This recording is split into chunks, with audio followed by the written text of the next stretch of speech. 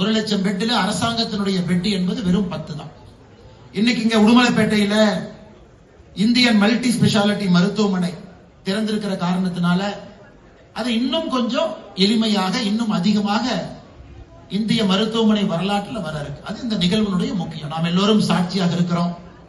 நாம் ஒரு வளர்ந்த நாடாக வர வேண்டும் என்றால் எல்லா மக்களுக்கும் பெட்டுகள் குறைவான விலையில அதுவும் அரசாங்கம் பொறுப்பெடுத்து நடத்த வேண்டிய கட்டாயமும் கடமையும் இந்த நேரத்தில் நமக்கு இருக்கு.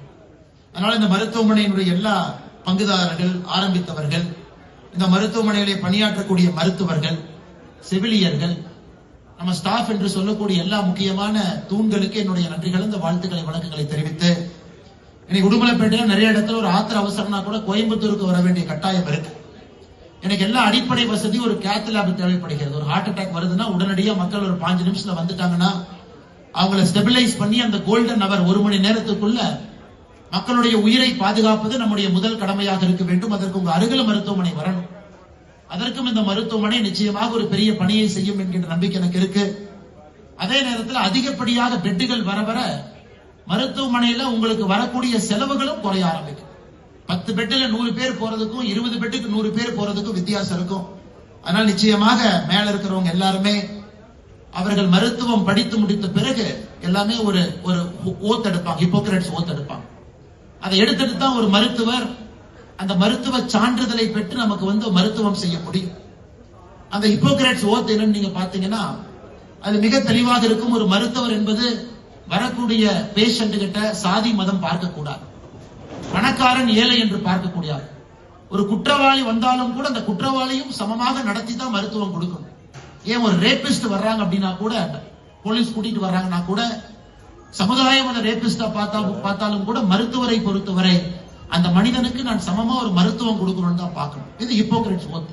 இதை எல்லோரும் ஒரு சத்திய பிரமாணம் எடுத்துட்டு தான் வர்றாங்க.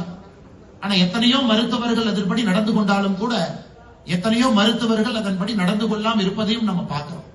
இன்னைக்கு மருத்துவமனையினுடைய செலவு சாதாரணமா நம்ம ஒரு காய்ச்சல் இருந்து சில விஷயங்களுக்கு செல்லும் பொழுது அது மிக அதிகப்படியான செலவு. இன்னைக்கு எத்தனையோ நடுத்தர குடும்பத்தை ஏழை குடும்பமாக மாற்றிக் கொண்டிருக்கிறது. ஒரு கேன்சர் நோய் ஒரு குடும்பத்துல வந்துருச்சுன்னா அந்த குடும்பத்தை கிட்டத்தட்ட 2 தலைமுறை அந்த குடும்பம் பின்னாடி போகுது. 3 தலைமுறை கஷ்டப்பட்டு கூலி வேலை செய்தோ விவசாயம் செய்தோ கஷ்டப்பட்டு சம்பாதிச்ச காசெல்லாம் ஒரு கேன்சர் ட்ரீட்மெண்ட்டுக்கு 40 to 60 லட்சம் ரூபாய் ஒரு வருடத்திற்குள்ள செலவு செய்யும் பொழுது அந்த குடும்பம் கிட்டத்தட்ட 2 தலைமுறை பின்னாடி போகுது. அதையெல்லாம் நாம் பார்த்து கொண்டிருக்கின்றோம். அது நம்முடைய சமகாலத்தில் இதையெல்லாம் நாம் சரி செய்யும். தரமான மருத்துவ சிகிச்சை எல்லோருக்கும் எளிய முறையில ஒரு குடும்பத்திற்கு கேன்சர் என்கின்ற நோய் இன்னைக்கு எல்லா குடும்பத்திலும் ஏதோ ஒரு இடத்துல வர ஆரம்பித்திருக்கிறது. அரசாங்கம் இன்னும் அந்த அளவுக்கு சிறப்பான திட்டங்களை கேன்சருக்கு கொண்டு வர முடியும். அதையும் கூட நாம் சரி செய்யணும் ஒரு சமுதாயமாக இணைந்து. அதனால் எனக்கு நிச்சயமாக நம்பிக்கை இருக்கிறது. எனக்கு விஜய் கண்ணா அவர்களை பல ஆண்டுகளாக தெரியும். அவர் நிச்சயமாக ஒரு தரமான நல்ல மருத்துவராக மட்டுமில்ல, ஒரு தரமான மருத்துவமனையாக, நேர்மையான மருத்துவமனையாக, ஏழை மக்கள் யார் வந்தாலும் கூட பாரபட்சம் பார்க்காம, ஏழை பணக்காரன் என்று பார்க்காம, சாதி மதம் பார்க்காம அனைவரையும் சமமாக மதித்து இந்த மருத்துவமனையில எல்லோருக்கும் ஒரு உயர்தர சிகிச்சை, ஒரு டெரிஷரி கேர் என்று சொல்லுகின்றோம், 3ஆம் வட்டத்தில் இருக்கக்கூடிய உயர்தர மருத்துவமனை நமக்கு இன்னைக்கு நிச்சயமாக அவர் தலைமையில் கிடைக்கும் என்கின்ற முழு நம்பிக்கையும். அதே நேரத்தில் இன்னைக்கு வீதிலிட அமைப்புக்கு அவர் சொன்ன பொழுது என்கிட்ட சொன்னார், ஆனா நீங்க மருத்துவமனையை திறக்கும் பொழுது நான் உங்களுக்கு 100 கார்டு கொடுக்கிறேன் வீதிலிட அமைப்புக்கு.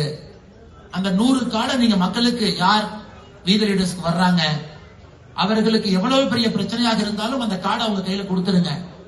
அந்த கார்டை உள்ளே கொண்டு வரும் பொழுது 1 பைசா கூட வாங்காம இலவசமாக நாங்கள் சிகிச்சை செய்கின்றோம் என்று சொன்ன பொழுது நான் சொன்னேன், நீங்க முதல்ல ஸ்டெபிலைஸ் ஆகுங்க, அதன் பிறகு நீங்க சிகிச்சையினுடைய கட்டணத்தை முடிந்தவரை குறைக்க பாருங்க மினிமம் ப்ராஃபிட்ல, அதன் பிறகு இந்த கார்டெல்லாம் கொடுங்க. அதனால இந்த கார்டை நான் ஏற்க மாட்டேன் என்று மறுத்த பொழுது, இல்ல கட்டாயமாக இந்த கார்டை நான் கொடுக்கத்தான் போறேன்.